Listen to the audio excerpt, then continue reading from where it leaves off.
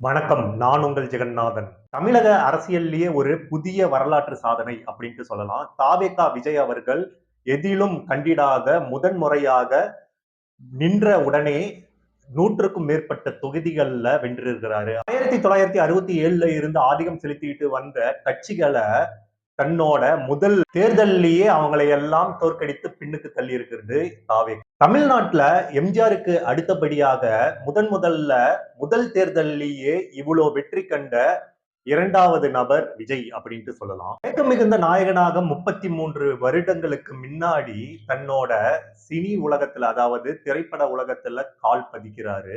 படிப்படியாக வந்து தன்னோட அரசியல் முதல் தேர்தலிலேயே அவருடைய முத்திரைய உலகெங்கும் காமிச்சிருக்கிறாரு. அவரோட தனி வாழ்வும் திரையுலக வாழ்வும் கிட்டத்தட்ட ஒன்னாக இருந்திருக்குது. ஆனா அரசியல்ல பாத்தீங்கன்னா விஜய் ஒரு புதிய பாணிய கையாள்றாரு. விஜயோட திரைப்படங்களுக்கும் அவரோட அரசியலுக்கும் சொல்வது என்ன அப்படின்றது முழுக்க முழுக்க பார்க்க போறோம். வணக்கம், நான் உங்கள் ஜெகநாதன்.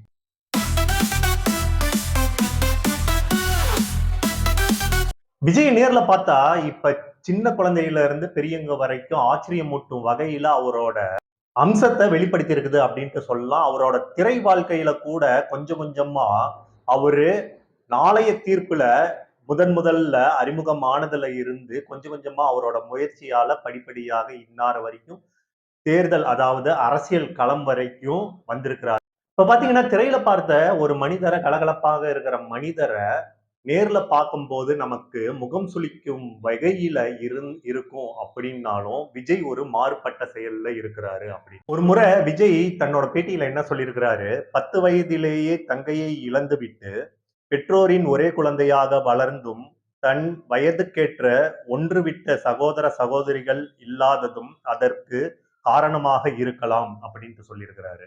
அப்படிப்பட்ட நபர் ஒருத்தர் தன்னோட வாழ்க்கையில முதலாக தேர்தல்ல அடியெடுத்து வைக்கும் போது தன்னோட அனுபவங்களை எல்லாத்தையும் சொல்றாரு. அது மட்டும் இல்லாம மக்களுக்கு தன்னம்பிக்கையும் சொல்றாரு. புதுசா வரவங்க கிட்ட பேச தயங்கின விஜய் அவர்கள் இப்ப தன்னோட தனக்கென ஒரு அரசியல் முத்திரையை பதிச்சு மேடை எங்கும் தனக்கென ஒரு ஆதிக்கத்தை செலுத்தி வந்தாரு. இவர் பாத்தீங்கன்னா 8ஆம் வகுப்புலயே தன்னோட நடிப்பை தொடங்கிட்டாரு அப்படின்ட்டு சொல்லலாம். பாத்தீங்கன்னா சின்ன வயசுல இருக்கும் போதே அவரோட தங்கையோட மரணத்தை பார்த்து தனக்கென ஒரு கோபமாக இருந்த விஜய் போக போக அவரு தந்தையோட சொல் கேட்டு அமைதியாக ஆகிறாரு. இதுல பாத்தீங்கன்னா எஸ் ஏ சந்திரசேகர் எந்த ஒரு படம் எடுக்கும் போது விஜய் என்ன செய்வாருன்னா, அந்த படத்தை எப்படி எடுக்கிறாங்க அப்படின்ட்டு போய் வேடிக்கை பார்க்கும் சிறுவனா போய் போய் நிற்பாராம். அந்த சமயத்துல பாத்தீங்கன்னா எஸ் ஏ சந்திரசேகர் விஜயகாந்த் வச்சு படத்தை எடுத்துட்டு இருக்கும் பொழுது அந்த விஜயகாந்தோட சிறு சிறு வேடங்கள்ல விஜய் நடிக்க ஆரம்பிச்சிருக்கிறாரு. விஜய் இன்னொரு பேட்டியில என்ன சொல்லியிருக்கிறாருன்னா, நான் 10ஆம் வகுப்பு படிச்சு கொண்டு இருக்கும் போது அங்க விஜயகாந்த் ஷூட்டிங் எடுத்துட்டு இருப்பாரு அப்பா. அப்ப பாத்தீங்கன்னா நான் சிறு சிறு வேடத்துல நடிப்பேன். போக போக அவர் என்னை வச்சு பெரிய பெரிய படங்கள் எடுக்க தொடங்கினாரு.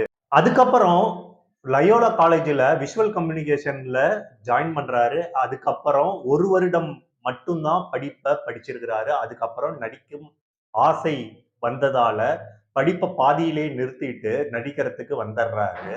அப்போது அவரோட அப்பா எஸ் ஏ சந்திரசேகர் முதலாக விஜயை வைத்து நாளைய தீர்ப்பு அப்படின்ற படத்தை எடுக்கிறாரு.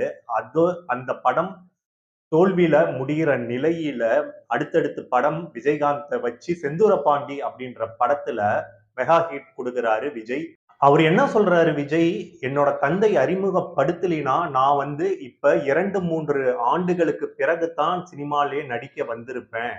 ஏன்னா நாளைய தீர்ப்பு தோல்வி அடைந்தது எனக்கு மன உளைச்சலாக இருந்தது அப்படின்ட்டு சொல்லியிருக்கிறார். சி சந்திரசேகர் 1994ஆம் ஆண்டு ரசிகன் அப்படின்ற படத்தை எடுக்கிறாரு.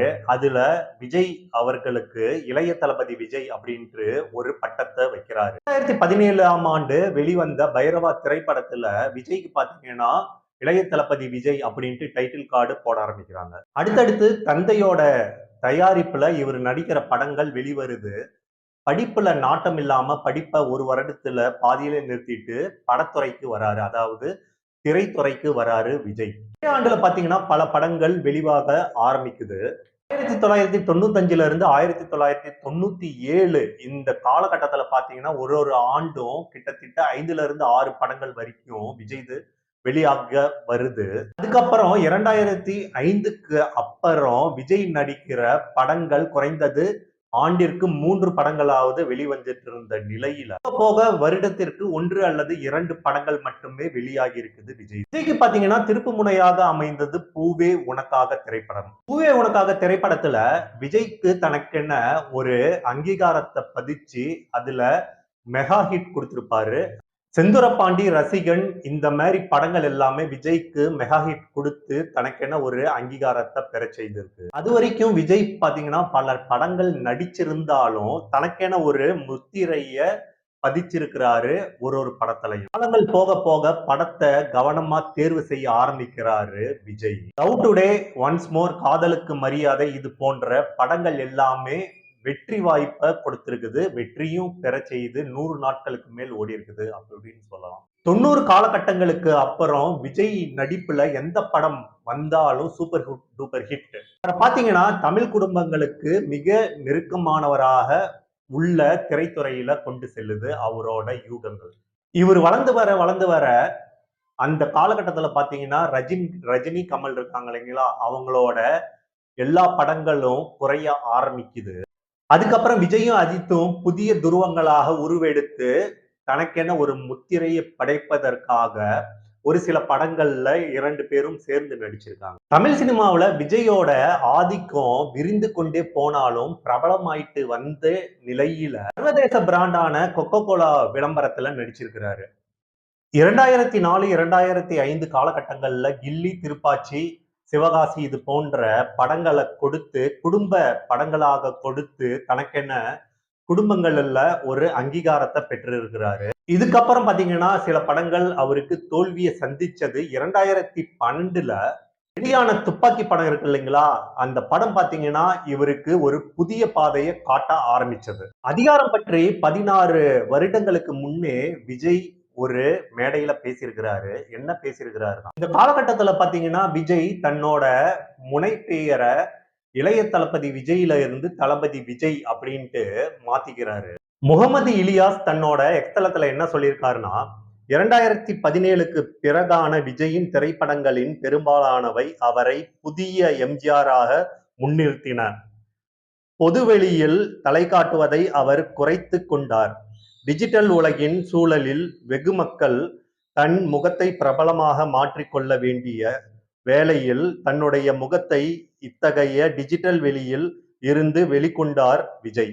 அவரை பார்க்க வேண்டுமென்றால் அவரை திரைப்படங்களை பார்க்க வேண்டும் என்ற நிலை உருவாக்கப்பட்டது அப்படின்னு சொல்லியிருக்கிறார். விஜயோட அரசியல் ஆர்வம் 16 வருஷத்துக்கு முன்பு துவங்கினால் கூட அவரோட ஆர்வம் இன்னும் குறையில. அவரோட ஆர்வம் தான் இந்நிலைக்கு வெற்றியே உண்டாயிருக்கு. 16 ஆண்டுகளுக்கு முன்னாடி ஒரு பேட்டியில விஜய் என்ன சொல்லியிருக்கிறாருன்னா, ஒரு கட்டத்தை தாண்டி உதவி செய்ய கையில் அதிகாரம் இருக்க வேண்டும். ஒரு கட்டம் வரைதான் ரசிகர் மன்றமாக இயக்கமாக இருக்க முடியும். அதை தாண்டி வந்துவிட்டால் அதிகாரம் தேவைப்படுகிறது அப்படின்ட்டு சொல்லியிருக்காரு. அந்த தருணத்துல இந்த யூகத்தை கையாண்டிருக்கிறாரு. விஜய் மக்கள் இயக்கத்துல இருந்து தமிழக வெற்றி கழகம் அப்படின்ட்டு எது வரைக்கும் வந்திருக்கு அப்படின்ட்டு பார்ப்போம். மக்கள் மத்தியில பணியாற்றுவதற்காக 2009ஆம் ஆண்டு ஜூலை மாதத்துல மக்கள் இயக்கம் அப்படின்ட்டு பேர் வைக்கிறாரு விஜய். 2012ஆம் ஆண்டுல 10ஆம் வகுப்பு படித்த மாணவர்களுக்கும் 12ஆம் வகுப்பு படித்த மாணவர்களுக்கும் அதுல தேர்ச்சி பெற்ற மாணவர்களுக்கு விருது வழங்குறாரு. 2024ஆம் ஆண்டு பிப்ரவரி மாதம் தன்னோட கட்சியை துவங்குறாரு. அந்த கட்சிக்கு பாத்தீங்கன்னா தமிழக வெற்றி கழகம் அப்படின்ட்டு பெயரும் வைக்கிறாரு. தேர்தல் பிரச்சாரத்துல பாத்தீங்கன்னா விஜய்க்கு எதிராக பல கட்சிகள் ஆப்போசிட்டா இருந்திருக்குது. அதனால தனக்கு ஏற்பட்ட நெரிசல் காரணமா பல இடங்களுக்கு போக வேண்டிய விஜய் சில இடங்களுக்கு மட்டும் நேர்ல போய் தன்னோட வாக்குகளை சேகரிச்சார். உங்களுக்கு வெளியாக இருந்த ஜனநாயகம் திரைப்படம் பாத்தீங்கன்னா தணிக்கை சான்றிதழ், அதனால அந்த படம் வெளியாகாம இருந்தது. பல போராட்டங்களுக்கு அப்புறமும் ஜனநாயகம் படம் வெளிவரவில்லை அப்படின்ட்டு சொல்லலாம். இதுல பாத்தீங்கன்னா சிறு குழந்தையில இருந்து பெரியவங்கள் வரைக்கும் விஜயோட ஜனநாயக படம் வெளிவராதது மன உளைச்சலுக்கு ஆளானது. தேர்தல் பிரச்சாரத்துல பாத்தீங்கன்னா தனக்கு என்ன முத்திரையை பதித்து அவரு எல்லாமே வெளிப்படையாக சொல்ல ஆரம்பிக்கிறாரு. இதனிடையே பார்த்தீங்கன்னா விஜய்க்குன்னு தனி மெஜாரிட்டியாக மக்கள் தொகை கூட ஆரம்பிக்குது. வாக்குப்பதிவு முடிவுகள் வெளியாகுது.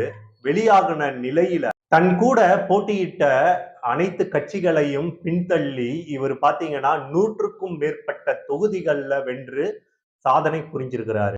முதன்முறையாக தேர்தல் களம் கண்ட தாவேகா பெரும்பான்மையான இடங்கள் 100க்கும் மேற்பட்ட இடங்கள்ல தனக்கென ஒரு முத்திரை பதித்திருக்குது வெற்றி பெற்று அப்படின்ட்டு சொல்லலாம். இந்த வெற்றி பாத்தீங்கன்னா விஜயோட வெற்றி அல்ல, எங்களுடைய தாவேகா அதாவது தமிழக வெற்றி கழகத்தினுடைய வெற்றி அப்படின்ட்டு மக்கள் கொண்டாடிட்டு வராங்க. இதுல பாத்தீங்கன்னா யாரும் கண்டிராத வெற்றிய விஜய் 2026 தேர்தல்ல கண்டிருக்கிறாரு அப்படின்ட்டு சொல்லலாம்.